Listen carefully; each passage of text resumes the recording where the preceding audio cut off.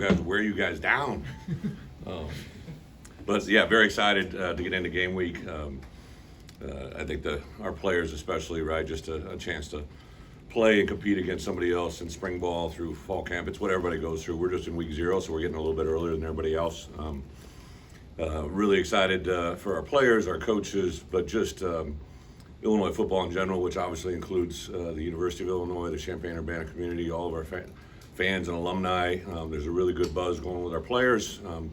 Buzz doesn't actually equate to wins, right? But I do like the excitement, the energy, the just the general feel of what our guys are doing. There's so many little indicators for me as a head coach. A year ago, you guys had asked me, how do you feel? It's different from the spring, and there's definitely just been a consistent evolution to get to where we are right now. And I couldn't be more excited. I've been doing this for quite a while as a head coach. I believe I'm going into my 14th year, and just to see what I've seen happen since last fall when we got done through the portal process, through spring ball, through fall camp now, and to get into game week, there's been a time when I've been more excited. I'm talking after a Big Ten championship and projections to win one. This group of guys is very special, and I think it's going to be one of those type of years. Coach, how's the health of the team going? You know what? I've been very, we got a Medwood podium. Just met with the docs yesterday. Have been very impressed with not just our overall health, but just our ability to handle the moments that have popped up. Had a couple soft tissues, had a couple guys with concussion systems that worked their way through it, but T-Raw was really the only guy that came into camp limited. Sean Miller was limited, but he got cleared. He took a couple pops, direct hits on that shoulder during scrimmaging, so we're 100% sitting on ready. There's a couple guys that are soft tissue that I think will be cleared by midweek, but for the most part, we're overall very healthy. On the starting quarterback position? The starting quarterback position. It took 2 questions. I know who the starting quarterback is. The starting quarterback knows who the starting quarterback is, and our team knows that, right?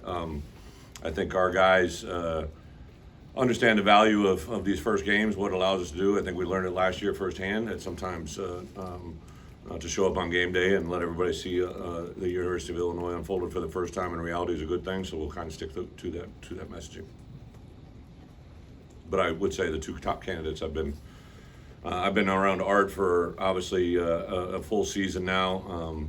I think the concerns that we had going in the first place when I told Art that we were going to go after a quarterback that was going to be a portal quarterback, I'm very upfront with our players. I think one of the things I greatly respect is the relationship that I have with our players of being honest, full throttle, and I told them, specifically about Tommy, right? And Art's reaction then is the same that it is right now today. I think he wants Illinois to be successful. He obviously has individual dreams and goals, but those two have built a relationship that I've seen a lot of good quarterback relationships. Those two are, as you know, they're kind of unique, different people, right? From the same area of the country and all that, but 2 kind of different guys, but they get along extremely well. To watch their interaction during practice, to see them, hear them compete is awesome. And I would say both of them, obviously I've known Tommy less, but both of them are playing as good at football right now today as I've ever seen either one of them play. You have an update on Luke Ford? Yeah, Luke, by NCAA rules, we took him out of the 110, and same way with Donovan Leary. It's just kind of standard process when a guy can't participate. So we could go back to full roster on Saturday of 118 players, so we're at full roster. Luke, last night was kind of a modified early down practice, but it was 12 periods, and he was there the whole time. Didn't have any problems, didn't have any issues. I think the combination of Luke, Tip, and the other guy that's had a really good camp is Mike Marquez. I'm excited to see that tight end group because all 3 of those guys are a little bit different. And you throw in Griffin Moore, who's playing really good football. Griffin had a kind of an uptick about week 3 of fall camp, and he has been riding a rodeo that's been pretty good. I told him whatever you're sleeping in, whatever you're eating for breakfast, stay with that because it's running in the right direction. So I'm excited to see all those guys, and then I think Henry Boyer will play for us at tight end as well this year. Just to follow up, Luke is available. He will play. Oh yeah. Do you have an update on Ben Miller? Will he be here? Yeah. Game day. What's his situation? Yeah, so I think we kind of gave a little bit of an update. Ben got some really good news during the course of the summer. Things were going in the right direction. But when I made the decision to transition with Sean, right, that basically put Sean in that special teams coordinator role for the entire fall, right? We didn't want to have Ben He's with us quite a bit. I was with him for about an hour and a half this morning on a Zoom call, and then he and I met individually after that. He's doing some things that kind of more of an analyst type role, right? Like he can't coach. He is not performing coaching duties. He is allowed to stay on recruiting, which is what we basically meet about. Because of the NCAA, I was able to replace him physically on the field as a coach, but we can keep him alive in a recruiting role, and that's what his capacity is. And everything's been very, very positive as of late. But projected, we probably won't be able to, if everything goes well, wouldn't be able to have him back in our midst as a normal guy until October, November. So we'll just wait till after the year. Brett, obviously, what you do on the field will impact attendance. But what is your hope for what fans will show up this year? What's it mean to your program, your players, and recruiting? Yeah, I've learned this through my years as a head coach, right? Like I obviously don't have the ticket manager title in my resume, but I realize very, very much, and I remind our players and our coaches every day that people will come and support what they're proud of, right, and what they enjoy watching. So even though I'm not directly in charge of ticket sales, I am directly responsible for, I think, what kind of crowd we get, right? Because the product we put on the field is what I think people want to be proud of. They want to come and see something that's entertaining. I think, not revealing too much, but offensively, defensively, special teams, I think this will be an environment and a game that people will be excited to watch. I think we got some dynamic skill players offensively. Every rule that comes down the pipe now is designed to make more plays happen offensively and allow people to score more points. And I'm a former defensive guy that says that with a grin, but I think part of the reason I like this team is I like watching them compete. I like watching them play, and I think that can be a direct indicator to our ticket sales, really. And I tell her, I've talked to numerous groups. I literally just had a Zoom call with some great supporters that are hugely responsible, from the way our building is built to the rooms that are in it, and several other things in the athletic department. And I told them the same message I've told if I'm talking to a group of local people maybe haven't given $1, right? Like, we played our best football when we were on the road in front of big crowds. I think last year when we played in that Nebraska game, we were really willed in the second half to play well because of the crowd and the environment they saw, and it was only at about maybe a half to 2/3 of the capacity of what it can be. I've been in this stadium on the other sideline when it's roaring full go, so I know how great it can be. And if we can get to a point where we can fill Memorial Stadium because of the product we're putting on the field, we'll be in a great spot. Brent, is there an advantage to having both your coordinators on the sideline with you and being able to look them in the eye? I know you're on a headset. Yeah, no, I think there's tremendous value in the two coordinators because of who they are. They both want to be down on the field, which I'm fine with. I don't have any issues with guys being up or down. I was a coordinator that was always on the field because I wanted to see the look in their eye, to your point, our players. Ryan has, I've watched him in action as a coordinator. I was really impressed with Ryan before the season, but I really became overly impressed, when I saw him on game day. Handle the highs and handle the lows. His reaction and demeanor to his players and his coaches is extraordinary. I'm fortunate you guys haven't seen it. I've been with Barry on game day. I'm sure he gave a couple dry one-liners in the press conference as well. He's a very stoic, very, very measured guy. Like, I know he seems carefree, but there isn't anything that Barry Lunny says or does that hasn't been thought of, right? Like, he's a very calculated person. When you get a chance to meet his dad, like, he is a great representation of what he's grown and been bred, to be in this world. And those two guys, and I tell you, Sean, I'm really excited. I know you guys don't know a lot about him, but Sean and I would say over the last month have really spent a lot of time together. I'm excited to see what special teams brings us. He's instilled a lot of confidence, I think, in both our kickers and our return game for sure. So excited for that product to hit the field as well.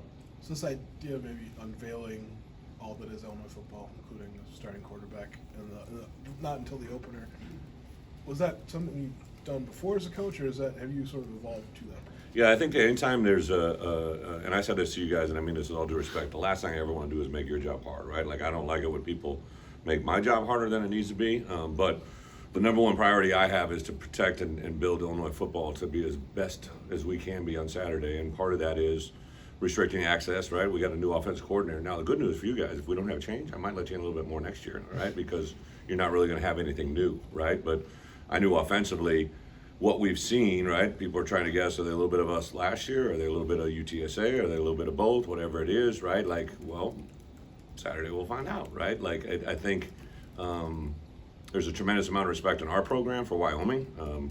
Coach Bull is been a very successful coach in every step of his career, and to win 3 national championships, at his, even though it was FCS, like he plays really good football. He's an incredibly blessed coach who hires really good coaches. So we have a very difficult assignment on Saturday, which took question 14 to get to, but this is a tough challenge for us on Saturday. I think they're very comparable and may even be better than the UTSA program and challenge that we had with last year. So that's kind of where our mind is at.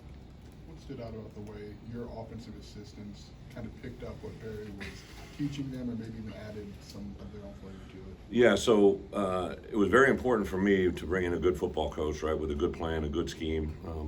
But they have to believe in what they're saying, what they're doing, and then their demeanor to coach the coaches has got to be at a high level. And Barry coached high school football for, I believe, 5 years before I hired him, right? So that means he's in a high school, teaching high school kids how to run his offense and also coaching high school coaches. When Coach Fry gave me my first job, he said the only regret he had in giving me a job is that I've never taught, right? I was never a teacher. And that kind of has always stuck with me because it's not what we know, it's what we're able to teach. And I could tell right away from the way Barry taught me his offense and the way he says things, like the teaching element was there. And then what he did is parlayed that into our room. I don't want to speak on behalf of George McDonald, Corey Patterson, Bart Miller, Ben Miller. They just immediately saw, I think, a guy that knows what he's talking about. He's able to say it. He's got great demeanor. He does have a personality and a humor to him that is unique. And I think people just naturally like him, which gravitate them to learn from him. And then I'll tell you, the place that really jumped out to me was watching our guys interact with him during spring football. The detail that they played to, that he asked of, the questions they asked, it just gave me an indication of that he was reaching them on a lot higher level than we've been able to do. Wyoming, you mentioned challenges. Yeah.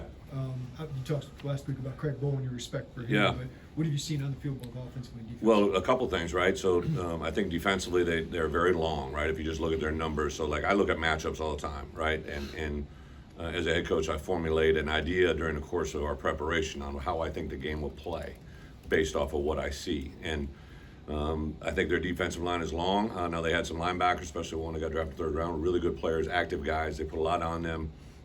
They've had transfer and turnover, so a lot of it out, but also a lot of it in. So I've had to evaluate players that are playing in other schemes to see how they'll fit into what they're doing. I think offensively, there is some carryover to kind of what we do, but in their system, their quarterback kind of drives the whole thing, and their biggest challenge that I don't know as of right now is who their quarterback is, right? And I know they know it right now, but that's going to be the biggest thing for us to unfold on Saturday is defensively, how are they going to play, what's going to be the emphasis, who their playmakers, and then special teams I think will be kind of a continuation, but you don't know who their return guy is going to be and how that's going to play in the kicking game. In game week, how do you, like for the first game, how do you go about naming other starters? I mean, everyone wants to talk about quarterback, but depth chart, you put it up, you do in a team meeting saying, hey, that offensive guard this week we're going with these guys, do you meet individually, how do you do that? Yeah, Robert, great question. I think I know I say this, and you guys probably take me for what I'm saying, or you may say, he's just kind of full of it, right? But like, I treat all positions the same, right? Like, yes, I'm not unveiling QB1, but I'm also not unveiling who our starting Mike backer is, right? We got 3 linebackers who are good players, right? C.J. Hart, Dark Angelo, and Tariq Barnes. All 3 of those guys, in my opinion, are starting linebackers, but only 2 of them are going to start, and that'll happen on Saturday. They know who they are. They know what they're going to do, but that's just kind of how we're laid out. At corner, same deal. You know the people are involved in those things, but who the 2 starting corners, you probably think Spoon's going to be one, but you may not know the other one. So I don't see the advantage of letting that be known before Saturday. After that, it's kind of a little bit more out there moving forward, but it's nothing more than that. I do think I told our players specifically in a meeting, I'll take you in our meeting room. I mean, I'll let you practice, I'll take you in our meeting room, all right? So I told our guys yesterday, all right, from this point forward, although we practiced a little Wyoming the last 2 weeks, today when we call our number 1 offense, those 11 guys going out in 12 personnel, that's their starting 12. That's as we see it now. Now, it could change before Saturday, but I want them to know who it is. I want the right guard to know who's playing next to him at right tackle. I want the center to know whose 2 guards are going to be. And I went on to the defense side, and I also said, you know what, there's going to be a starting left guard on our look team who's going to emulate Wyoming. So our starter at left guard on offense has got to be just as well this week, all right, as our look team guy, because that's going to give us a chance for our defense to have success. And I gave the example, right? Last year, I named Brandon Peters the quarterback during the start of the week, right? And he knew he was a starter. Art knew he was the backup. But what no one knew is midway through the first quarter, we were going to remove Bart or BP for X number of games due to a shoulder injury. But because Art Sitkowski prepared in a way to give us a chance to have success, we went on to win that football game because of Art's demeanor during the course of the week. Fast forward to Penn State, BP is a backup quarterback. Art's our starting quarterback, gets us into, I believe, our third or fourth overtime, breaks his wrist, and the backup quarterback, who now is Brandon Peters, who prepared and did everything we asked him to do during the course of the week, came in and won the game for us as a backup quarterback. Two different occasions, two complete flips, but it's really the same scenario. So I really challenged our number twos and our look guys, right? If you take this week off, right, we'll be off on Saturday. And I really, really want to stress that, because I thought Kendall Smith gave a talk to our team, and he talked about the journey he's been on, right? To be a practice player for 3-4 years. Literally last year was the first time he wasn't a practice player, got his opportunities on the field, and then this year he's projected to be a starter. And in reality of it, last year when I saw him making plays on special teams and during look period practices, I would say to Ryan, like, hey, how can we get Kendall involved? And that led us to where we are today. So there's a lot of different storylines out there. They're not always just he doesn't want to announce a starter. It's what I'm doing, I think, is best to help our team prepare for win. How different is it to have Coach Steiger being a former punter? It's a great question. I think I'd always say this, right? Barry Lunny played quarterback, right? So I think he has a perspective to that position is very unique. Most quarterback coaches that I've been around were also usually former quarterbacks. The same thing carries into now with Sean Snyder. He was a tremendous punter. He was also a kicker. He's been involved with special teams as a player, as a coach. So to have that perspective is very unique. And if you really truly look at special teams coordinators across the country, there's actually a very few amount of them that are actually former specialists. So I think it's a great perspective for what he can do. Especially, I think if you interview Hugh Roberson, he would tell you that Sean's been a tremendous asset for him and his kicking skills. Coach, do you like the new rule on getting to appeal the targeting call? I do. I still think it needs to be tempered, right? So I love this because the targeting rule actually came about when I was on the rules committee, and I was involved in like 2 to 3 years of discussions before it actually became a rule. And our main mission, if you interview Steve Shaw, right now, who's the director of officiating for the entire country, the number one reason we wanted to install a targeting rule was to change the demeanor and attitude of our current game, right? To take kids and teach them that their helmet shouldn't be involved in the way that it was being not only maybe taught, but also being used. And I don't think there's anybody in college football right now that's been in college football the last 5 years that can tell you that targeting rule has not changed the demeanor of our players. It's a safer game. I think players are conscientious, aware of it. We had 3 situations during one scrimmage where one was called, but another 2 were close, and I literally taught our players on those plays, right? You think about Sidney Brown, like he's a very aggressive, powerful, physical player. I don't recall him last year being targeted, getting a target call once. And some of them were looked at, right? I remember the hit against the Purdue tight end. There was a play, I think maybe UTSA or Maryland, where his receiver coming across the middle, and he's learned. I give Ryan a lot of credit. He's learned to teach our players how to keep their head out of the game. Which the number one thing is safety. Josh has afforded us an opportunity. We have customized helmets for every player on our roster now. We do everything we can to protect their safety because of who they are. It's also huge in recruiting, and I think anything that modifies the targeting rule. The one issue I have is the unintentional targeting. There's targeting that happens on purpose, right? Like kids do it and they know it, but it's the unintentional targeting that removes a kid from a game that I still have a hard time removing someone, because there's only 12 guaranteed opportunities, right? Like our game is so limited in the number of opportunities they get that I feel bad when a kid puts himself in a situation and maybe the targeting occurred, but he didn't go into the play with the idea to do that, right? It was just kind of a bam bam and they called it. That's the one I struggle with. Ryan said he's kind of preaching to the team to let plays kind of come to them, don't try to force anything, especially week 1. How difficult is that to get that kind of through their mind when all the jitters are hitting them? Yeah, I think what Ryan is kind of referencing, and I don't want to speak on his behalf, but what we talk about all the time is everybody just to do their job, right? So sometimes on defense you may have a a call that puts a lot of pressure on one player to execute that call, he may not get rewarded for it. Like it's forcing for us, when we bring pressure, I always say, okay, when pressure comes, make it stay there, right? So even though pressure might be coming from the right, it's that left end that has to maintain the leverage to make sure the pressure works. And that's not really exciting, but he's got to do his job. So I think that's what he was kind of referring to a lot of times, especially defensively. For you to do well, sometimes it's doing something you don't like to do or you don't get rewarded for, but when your time comes, shine. And Ryan has an uncanny way of explaining that to our guys. Brett, I apologize, but Yeah.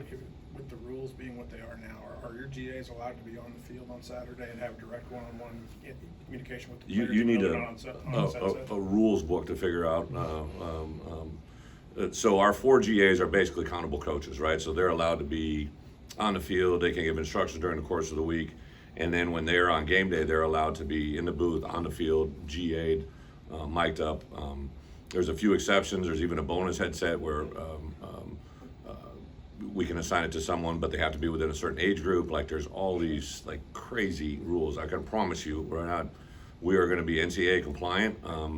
I actually have a small staff. If you just kind of look at our staff compared to other, if you just put the pure numbers out there, we have a couple analysts and some other things, but I don't always think that more is best, right? I think quality is important. So for our GAs, we have Vince Jeffries, who will be involved with our offensive coaches on the sideline, an offensive GA by the name of Tyler King that will be involved with our tight ends, and he'll be, Tyler will be on the sideline. Defensively, Preston Gordon, I believe, is upstairs, and Joe Dean is actually, I think Joe's going to be upstairs as well, defensive GA. You guys are worn down. Yeah. All right. Thank you, guys. Thank you very much. See you guys this weekend.